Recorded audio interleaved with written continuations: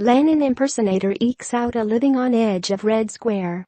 Visitors are forbidden to photograph Vladimir Lenin's mummified body in the mausoleum on Red Square, but nearby, Sergei Soloviev is happy to offer an alternative. On most days, the man who bears a close resemblance to the Bolshevik leader hangs out near the entrance to the square waiting to pose for tourists for a small fee.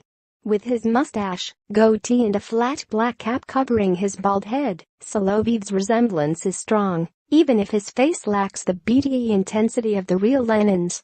He's usually in the shadows of the ornate red-bricked State Historical Museum, on a pedestrian walkway between Red Square and the adjacent Mana Square, one of the most tourist-dense parts of Moscow. There's often a man who impersonating Joseph Stalin with him, along with one or two other Lenin doppelgangers. Soloviev speaks with pride about how those others were impressed when he first showed up in 2000. One of the other Lenins said, "Oh look, here comes my competition," he said. How does a person become a Lenin impersonator?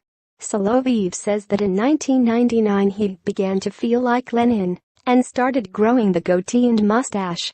When he went to his job as a metalworker at a car shop, his boss said, "Shave. We have a dress code, we don't need a Lenin." He eventually lost the job, noticed other impersonators, and went to work.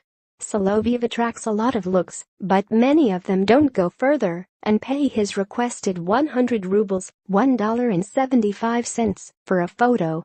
He complains that many Chinese tourists, for whom Moscow is an increasingly popular destination, come with tour operators who tell them the Soviet impersonators will try to rip them off.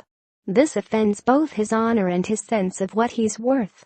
"Can't you give 100 rubles for Lenin?" he asks.